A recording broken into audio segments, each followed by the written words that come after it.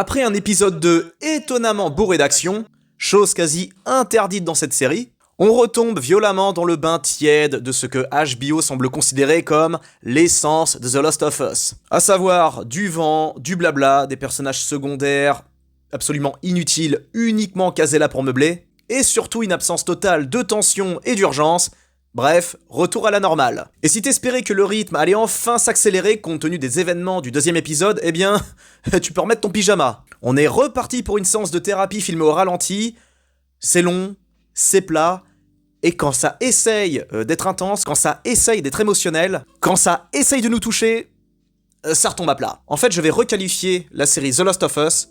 Pour moi, ce n'est pas une adaptation, c'est une parodie. Salut chers viewers et chers infectés, j'espère que vous allez bien, que vous êtes en pleine forme et que vous êtes confortablement installés pour cette critique de cet épisode 3 de la saison 2 de The Last of Us. La vidéo est divisée en deux parties, partie sans spoiler et partie avec un spoiler. Accrochez-vous bien parce que dans la seconde partie, je vais être... comme d'hab en fait. Parce que très franchement, critiquer cette série, c'est une des plus difficiles qui soit, étant donné que c'est extrêmement compliqué de relever tous les bons points, étant donné que il y en a assez peu.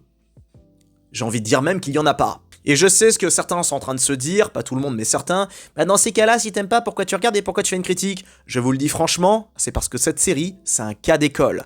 C'est extrêmement intéressant d'analyser The Last of Us saison 2, parce que c'est, on va dire, le miroir d'une époque, c'est le miroir de la pop culture actuelle, et je suis témoin de cette époque. Et c'est pour ça que je veux, quelque part, ancrer ça dans le débat, dans nos discussions, dans les commentaires, tout ça, parce que c'est révélateur. C'est révélateur et surtout, c'est le pur produit de son époque.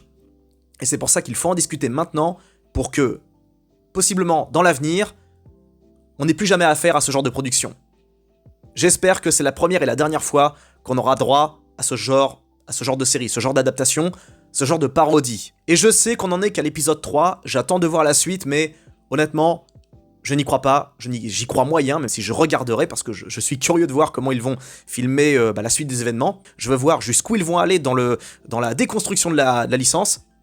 Et puis aussi, je suis intéressé de voir comment ça va se passer dans Seattle, tout ça. Bref, en tout cas, comptez sur moi pour faire la critique des prochains épisodes. Je ne m'arrêterai pas au fait que je n'aime pas la série. Je vais aller jusqu'au bout parce que je veux proposer une analyse, pas simplement dire que j'aime pas. Je veux rentrer dans le vif. Donc c'est parti, let's go. Première partie sans spoiler, seconde partie avec. Bon visionnage. Alors pour commencer, le problème de cet épisode, c'est le rythme. Un rythme de croisière pour un monde en ruine. Et d'ailleurs, tiens, j'en profite, on va revenir à l'essence de la première saison. Dans cet épisode, vous n'aurez pas un infecté. Pas un seul. On a l'impression qu'ils ont mis tout le budget et tous les infectés possibles et imaginables dans le deuxième épisode pour après nous proposer des épisodes beaucoup plus posés, beaucoup plus calmes, beaucoup plus chiants. Et cet épisode, il prend son temps. Il prend beaucoup trop son temps. Et c'est pour ça que j'insiste bien sur le fait que cette série est une parodie du jeu vidéo, étant donné que ce qui est montré dans cet épisode, dans le jeu vidéo, ça dure environ 5 minutes. Et c'est beaucoup plus intense, beaucoup plus marquant, beaucoup plus émotionnellement porteur, impactant tout ça. Juste en 5 minutes, le jeu aura réussi à vous télescoper des émotions en plein cœur. Et là, dans un épisode de presque 1 heure, ils n'auront même pas réussi à proposer 5% de ces 5 minutes dans le jeu. Et on sent bien que là, ils veulent faire une pause émotionnelle. Sauf qu'on vient de perdre Joël, là. Mais bordel, c'est pas le moment d'étirer le temps comme un chewing-gum périmé. Et pourtant, visuellement, c'est propre. C'est pas transcendant, c'est pas complètement dingue, c'est pas, on va dire, c'est pas historique, mais c'est correct, relativement correct. Surtout vers la fin. Enfin, vers la fin, là, ça commence à redevenir intéressant. Mais avant ça, c'est beau, mais c'est pas non plus, on n'est pas dans un épisode de National Geographic, quoi. Naturellement, comme c'est un épisode avec beaucoup de bla bla bla bla bla bla bla, il faut qu'on parle des personnages. Et naturellement, vous savez à qui je fais allusion. Ellie reste naturellement au centre du sujet. Mais Bella Ramsey, encore une fois, gâche tout, ça ne rate jamais. Elle en fait des caisses et croyez-moi, c'est très très compliqué en version originale. Je me suis forcé à regarder en anglais et son accent passe tellement pas. C'est pour ça que vraiment je voulais attendre la fin de la série pour faire ma vidéo sur Bella Ramsey, pour parler de son cas, parce que c'est comment dire, Bella Ramsey c'est juste la surface. Ce qu'il y a de vraiment préoccupant, c'est le fond, et comment dire, je vais faire ma vidéo, je pense, sur cette actrice et ce personnage, enfin le personnage qu'elle incarne, peut-être la semaine prochaine. Je vais attendre le prochain épisode quand même, je vais attendre de voir comment ça se goupille, mais c'est mal barré, quoi. Là, j'ai des tas et des tas de choses à relever sur Bella Ramsey, car c'est pour moi, cette actrice, c'est un symptôme, là aussi un symptôme de l'époque, comme la série, et il faut en parler, parce qu'il y a trop de trucs qui vont pas, et surtout, ce qui est problématique, c'est que on arrive à faire croire aux gens que c'est une bonne actrice, qu'elle crève l'écran, qu'elle correspond parfaitement au rôle, alors que, je vais vous le montrer dans ma vidéo que je vais préparer, elle n'a strictement rien, mais absolument rien à voir avec la Ellie du jeu, aussi bien du point de vue de la gestuelle, que de la voix, que de l'intonation, enfin de tout. Il n'y a absolument rien en commun entre ces deux personnages. Donc je vous préviens, cette vidéo sur Bella Ramsey, ça va être une vidéo debunk, et elle va en agacer certains, et en rassurer d'autres.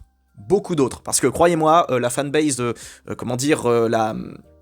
fanbase de, de The Last of Us, j'ai mis l'impression que c'est une minorité bruyante face à une majorité silencieuse, parce que la plupart des gens n'apprécient pas spécialement le jeu de Bella Ramsey, ni en soi la série, et j'ai des preuves, j'ai des arguments, je pense que cette vidéo va vous plaire. Excusez-moi pour le teasing, mais bon, fallait que je le dise. En tout cas, Bella Ramsey, naturellement, fait tâche, et le reste du casting n'aide en rien, mais alors en rien du tout. J'ai l'impression que personne n'est à sa place. Il y a juste Diego Luna qui arrive à peu près à avoir une certaine épaisseur, mais c'est tout.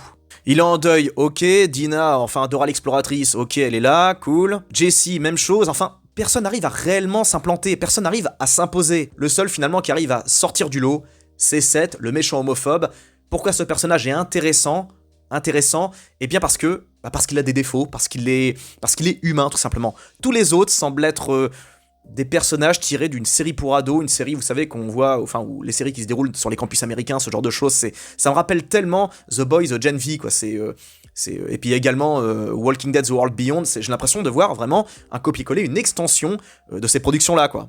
Prenez par exemple The Walking Dead. Quel est le personnage qui se démarquait le plus? Enfin, quels étaient les deux personnages qui se démarquaient le plus? C'était Merle et Daryl. Pourquoi on les aimait? Eh bien parce qu'ils avaient des défauts, parce qu'ils étaient humains, tout simplement. C'était pas simplement des héros, ou alors des personnages de bande dessinée, c'était des mecs normaux, avec des défauts, avec des vices, avec un comportement presque asocial, et quelque part on les appréciait pour ça. Et le personnage de Seth, dans cette série, eh bien c'est un petit peu, on va dire, la bulle d'oxygène. On se dit, wow, il y a enfin un être humain là-dedans, enfin on peut distinguer quelqu'un qui est réaliste. Je sais que ce que je dis, ça peut perdre certains. Vous êtes en train de vous dire, non mais attends, qu'est-ce que tu nous fais là? Tu nous vends les méchants. C'est pas ce que je dis. Je dis juste que le fait que les personnages soient trop aseptisés, trop parfaits, eh bien ça enlève leur humanité. On n'y croit pas une seule seconde, parce que dans la vraie vie, ces gens-là, c'est pas qu'ils n'existent pas, mais ils sont pas nombreux.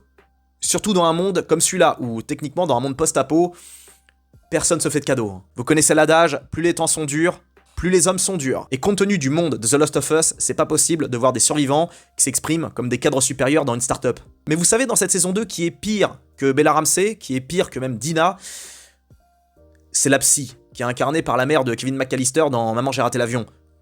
Qu'est-ce qu'elle fout là? À quoi sert son perso? Il est uniquement là pour meubler, et à chaque fois qu'on la voit, on se dit « Mais c'est pas vrai! C'est pas vrai !» Ça nous vole un timing précieux qui aurait dû être exploité pour l'action, pour la découverte, même pas que l'action, mais pour l'exploration également, parce que, pour rappel, The Last of Us, c'est pas qu'un jeu d'action, c'est aussi un jeu d'exploration. Même si c'est pas un open world, il y a des tas et des tas de choses à découvrir. Or, quand on voit ce personnage, à chaque fois, on roule des yeux en mode... Ça y est, on va encore avoir une discussion mélo, etc., faussement spirituelle, faussement profonde, alors qu'on aurait pu employer ce temps pour quelque chose de fonctionnel. Et l'émotion, justement, parlons-en parce qu'elle est complètement diluée, lessivée. On sent qu'ils veulent encore nous tirer les larmes, mais il y a trop de couches, trop de digressions. Plutôt que de rester concentrés sur l'essentiel, ils nous font du surplace. Le jeu, lui, allait droit au but. Là, on a du blabla, du hors-champ, et surtout du patchwork émotionnel. En d'autres termes, une série post-apo qui a complètement oublié qu'elle était une série de post-apo. Aucun sentiment d'insécurité, aucune peur, rien, alors que techniquement il est censé y avoir des infectés, mais comme il n'y a plus d'infectés dans la série, comme il n'y en a pas, eh bien on n'a pas peur. Pas de vrai plan d'action, juste des dialogues étirés encore et encore et encore. Des dialogues bien évidemment ponctués par les insultes et le comportement extrêmement vulgaire de Bella Ramsey. On n'est plus du tout dans un bail survivant versus un monde hostile, on est dans les colocataires en deuil après un enterrement mal géré, quoi. Conclusion, cet épisode, il aurait pu être bouclé en 10 minutes. On aurait pu directement rentrer dans le vif, mais non, c'était plus fort qu'eux, c'était plus fort qu'HBO. Il fallait en faire des caisses, il fallait étaler la durée, il fallait montrer à quel point cette série n'est pas qu'une série d'action. Merci, on avait compris. Et je rappelle qu'on parle d'un épisode qui dure presque 1 heure, avec zéro tension, zéro surprise. Rien. Bon, allez, maintenant il est temps qu'on passe au spoiler. Bon, maintenant ça y est, il est temps qu'on passe au spoiler, accrochez-vous bien. Un des seuls moments à retenir de cet épisode, c'est l'intro à Jackson. Juste après l'assaut des infectés, on découvre les corps, les dépouilles des infectés, en train de cramer tout ça. Et juste après, transition, où on voit Tommy qui se recueille sur la dépouille de Joel, et j'admets que c'était touchant. J'ai pas versé une larme, mais c'était touchant, et j'ai adoré, enfin j'ai trouvé ça brillant, le fait qu'ils disent « Embrasse Sarah pour moi ». Ça c'était beau, c'était original, il y avait de l'humanité dans cette phrase, et c'est la seule phrase que je retiendrai de cette série, enfin de cet épisode, pardon. C'est sobre, c'est réussi, c'est émotionnel, la musique n'est pas trop présente, bref, on ressent quelque chose. Mais, non seulement c'est court, mais en plus, ça s'arrête là. Juste après, on passe direct au générique, donc là, ça y est, on a une scène d'intro avec suivi d'un générique, et le truc, c'est que le générique, ils se sont pas emmerdés, ils ont repris le même que pour la saison 1 et que les 2 premiers épisodes de la saison 2, sauf que ils ont retiré le personnage de Joel pour juste laisser Ellie, mais ils l'ont pas genre centré, vous savez, à la fin, le petit fungus qui monte, où on voit, on distingue Joel et Ellie. Là, non, il y a juste Ellie, mais elle est juste sur le coin, elle est même pas au centre, enfin, si je me rappelle bien, c'était ça, quoi. Donc, même pas d'originalité vraiment forcée, ils ont même pas refait de générique, quoi. Qu'est-ce que c'est que ces flemmards? Et là, on arrive à un point que j'ai trouvé, surréaliste. Ça se déroule, donc, cet épisode 3 mois après l'assaut. Et on apprend qu'Ellie a passé 3 mois à l'hôpital. Alors déjà, on découvre qu'il y a un hôpital, ok, on savait pas, un hôpital qui fonctionne avec des infrastructures, tout ça, de l'électricité, des soignants, tout ça. Ok, alors qu'à la base, je rappelle que dans la première saison, ils étaient genre 300 à Jackson. Bon, là, visiblement, la population a augmenté, et tant mieux. Mais je m'attendais pas à ce qu'il y ait un hôpital. Il n'y a pas ça dans le jeu vidéo, par exemple. Et donc, on apprend que Ellie, a passé 3 mois hospitalisée. Pourquoi? Pour juste un coup de pied dans le bide qu'elle a reçu par Manny à la fin du 2e épisode. Comment tu vas en chier quand tu vas aller à Seattle, toi? Elle fait 3 mois d'hospitalisation pour un coup dans le bide. Puis évidemment, un traumatisme, tout ça, mais 3 mois, quoi. Dans un monde post-apo, enfin, je veux dire, comment t'as pu survivre aussi longtemps? D'ailleurs, ça nous renvoie à la scène d'hystérie de Bella Ramsey dans l'hôpital où elle se réveille quand elle comprend que Joel est mort. Non. Encore une fois, on enlève toute la sobriété du jeu vidéo pour proposer quelque chose vraiment d'enfantin, d'adolescent, en mode regardez ça pleure, c'est triste, la douleur, oh les émotions, je suis vachement torturé de l'intérieur, s'il vous plaît. Le public mérite mieux que ça, quoi. On mérite de la maturité, on mérite un contenu plus adulte, plus sérieux, plus réaliste, enfin mieux, quoi. Donc Bella Ramsey qui nous joue sa crise de larmes, non. Je reviens vite fait à la psy alcoolique, vraiment c'est lui le personnage le plus inutile de la licence, quoi, enfin de la série. Déjà il était pas dans le jeu, pour rappel, pourquoi ils le foutent là, et vraiment aucun intérêt, on verra bien dans les futurs épisodes machin, mais pour moi ça n'a aucun intérêt. Il y avait trop à montrer, trop à faire pour nous encombrer de ce personnage. C'est un personnage qui nous encombre. Elle meuble, elle parle, elle ne sert à rien. Il y a pas une seule scène avec elle qui fait avancer l'histoire, et son échange avec Tommy, son intérêt. Pourquoi? Parce qu'à un moment elle parle avec lui, il y a un match de baseball, les gamins, voilà, ils font leur vie et tout, et puis elle est en train de siroter son alcool en illimité, visiblement, parce que bon, voilà, et puis en plus elle se vante de picoler, de fumer de la bœuf, enfin en 2025, on en est encore arrêté, enfin en 2025, on considère encore ce genre de personnage comme cool, quoi. Enfin mais on a évolué ou quoi? On régresse, là, je comprends pas. En fait, quand on y pense, il y a qu'un seul moment que l'on voit dans le jeu, dans cet épisode, c'est le passage où Ellie rentre dans la maison de Joel pour se recueillir. Alors déjà, la tombe, elle est à l'extérieur de la ville, elle est genre à... Enfin, c'est pareil, j'ai trouvé ça fou. Comment ça s'appelle, le cimetière, là où ils ont enterré les gens, c'est à 15 bornes de Jackson. Qu'est-ce que c'est que ces conneries? Je veux dire, on est dans un monde post-apo, où il n'y a plus d'essence, où il y a plus de... Enfin, où chaque gramme d'énergie est réfléchi. C'est-à-dire que quand vous êtes dans un monde sans bagnole, sans rien, il y en a encore un tout petit peu, mais c'est rien du tout. Quand on est dans un système où il y a que des chevaux, des trucs comme ça, où l'énergie est ultra rare, vous faites pas 15 bornes pour enterrer des gens, vous les enterrez dans l'enceinte, ou alors au mieux à l'extérieur de l'enceinte, si vraiment vous voulez pas grappiller du terrain. Qu'est-ce que c'est que ces conneries? Enfin mais ça n'a pas de sens, c'est un enchaînement de logique antifonctionnelle. Mais bref, on a Ellie qui va se recueillir dans la maison de Joel, et ça n'a rien à voir avec le jeu, c'est le visage, mono-expressif de Bella Ramsey ne colle pas, et on n'arrive pas à ressentir la même tension, la même émotion que quand on voit Ellie qui va dans la maison de Joel, quand elle prend le blouson, quand elle le serre contre elle, mais c'est fantastique, c'est merveilleux. Même la maison de Joel dans la série, dans le jeu vidéo, pardon, elle sonne beaucoup plus authentique, beaucoup plus humaine. On a l'impression qu'il était là, une heure avant. Or là, dans cette maison, on ne ressent rien. C'est vraiment le propre de cette série, on ne ressent rien. Là, on veut émouvoir à tout prix, sans avoir les moyens, ni la volonté. Point intéressant, c'est les séraphites. On découvre les séraphites pour la première fois, vous savez, avec leur sifflement, faut que j'apprenne à le faire, ça. Et c'est intéressant, on découvre les séraphites, mais c'est beaucoup trop tôt. Ok, c'est pour nous amener vers une espèce de cliffhanger, en mode la menace, les Wolves, machin, qui défoncent les séraphites, mais... Non, putain, même ça, ils l'ont foiré. L'arrivée des séraphites dans la série était parfait. Ellie qui se prend une flèche, après avoir vu moult symboles sur les murs, tout ça, c'était très bien. On montre les séraphites comme des personnages vraiment menaçants, dangereux. Or là, on les montre comme des victimes des méchants Wolves. Oh, alors que dans la série, les séraphites, c'est pas des tendres, quoi. Oh! Aucune exposition, rien, si t'as pas joué au jeu, tu piges que dalle. C'est censé être mystérieux, mais en fait ça devient flou, quoi. On est juste en train de nous teaser, hop, il va se passer un truc, mais non. En fait, on s'en fout, c'est pas ça qu'il fallait montrer. Autre chose dont il faut qu'on parle, le conseil municipal façon The Walking Dead. Ils nous refont la même chose, à savoir le conseil du village, comme on l'a vu dans le premier épisode. Ça colle pas du tout, quoi, des randoms qui discutent sur l'avenir du village, etc. Exactement comme ils ont fait, ouais, dans les dernières saisons de The Walking Dead. Une réunion à Jackson pour voir s'ils doivent partir en guerre à Seattle. Ok. Je rappelle qu'on n'avait pas ça dans le jeu, c'était juste la meuf de Tommy qui drivait et tout, qui dirigeait, et en soi, c'est pas que ça sonnait plus crédible, mais au moins ça allait plus vite, quoi. Au moins c'était rapide, quoi. On n'allait pas faire un scandale, parce que mon dieu, on n'avait qu'une personne qui décidait pour tout le monde. C'est lourd, pas crédible, le débat est inexistant, c'est tout le monde des... Et tiens d'ailleurs, je vais revenir à Bella Ramsey, enfin pas que elle, mais c'est son duo avec Dina, mais c'est Gossip Girl post-apocalyptique, quoi. C'est... tout sauf crédible. Je veux dire, déjà, elles collaient pas du tout dans le premier épisode quand elles allaient buter les claqueurs. Je veux dire, les meufs, elles font 50 kilos, elles vont essayer de dégommer des trucs qui sont des forces de la nature hyper nerveuses. Déjà, on n'y croyait pas. Et là, on les voit ensemble, mais ça colle pas. C'est une série post-apo. On a l'impression de voir des adolescentes, quoi. Bah, c'est des adolescentes qui n'ont pas du tout des problématiques de... Encore une fois, revenons à The Walking Dead. Faites la comparaison. Il n'y a pas trop d'ados dans la série, c'est vrai, mais quand il y en a... ça sonne beaucoup mieux, ça sonne plus crédible. Là, vraiment, c'est une influenceuse avec une actrice qui surjoue, quoi. Leur relation, quoi qu'on en dise, ne fonctionne pas, il n'y a aucune alchimie. Dina, enfin l'actrice qui joue Dina, surjoue la meuf qui est en love, ça colle pas, quoi. Puis Ellie, bien sûr, enfin Bella Ramsey qui fronce les sourcils, pas contente, tout le temps, non-stop. Et à la toute fin, on verra ces deux meufs partir vers Seattle, et enfin, c'est là que ça démarre, mais ça démarre à la toute fin, aux dernières minutes, mais c'est quand même plombé par une scène de tente. On les voit se balader. Alors c'est joli la nature, tout ça c'est cool, mais comme j'ai dit, on n'est pas dans un épisode de la BBC, on n'est pas devant un reportage de National Geographic. On veut voir autre chose, on veut voir quelque chose qui est en lien avec le jeu. Les paysages, on n'a rien à foutre. On voit bien qu'il n'y a aucun effort, il n'y a aucune valeur ajoutée, c'est des paysages de nature et basta. Et on les voit se poser dans une tente à la Broadback Mountain, à discuter, on sent bien qu'il y a un début de voilà, mais il n'y a rien, c'est... Où est passé le danger et l'intensité? Alors en soi, on savait qu'il n'y en avait pas, mais je pensais qu'ils allaient remonter le niveau pour cette deuxième saison, quoi.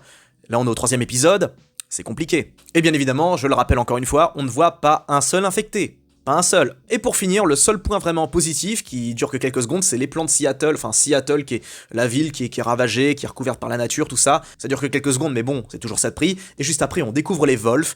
Les Wolves qui ont l'air énervés, hein, qui sont partis pour entrer en guerre. Bon, ok, c'est gentil de finir sur ce cliffhanger, mais... en fait, on est tellement endormi que là, ça y est, on se réveille un peu pour arrêter, quoi. C'est sadique de la part des showrunners. C'est censé poser le décor, poser un choc, et le choc, eh bien, c'est pas juste... en fait, il aurait pas fallu terminer sur un cliffhanger aussi facile, on aurait juste dû voir Ellie et Dina qui rentrent dans la ville, et ils auraient jamais dû nous montrer les séraphites qui sont fait buter, parce qu'à un moment, ils découvrent leurs dépouilles, tout ça. Ça les fait passer au rang de victimes, et j'ai bien l'impression que dans cette série, ils vont faire passer vu comment c'est parti, ils vont faire passer les séraphites un peu pour des victimes, pour des gentils sauvages qui se font plomber par les méchants soldats. Je vois le truc gros comme une maison. On n'est pas prêt de retrouver la maturité du jeu vidéo, c'est moi qui vous le dis. Conclusion, on sent bien que les showrunners veulent installer un tempo plus lent, plus introspectif, mais à ce rythme-là, on va finir la saison en 2030. Ce qui prenait 5 minutes dans le jeu devient un épisode complet, mal rythmé, peu crédible, et avec des personnages soit effacés, soit insupportables. Ce 3e épisode aurait pu être un chef-d'œuvre du deuil, on va dire de la... comment ça s'appelle de...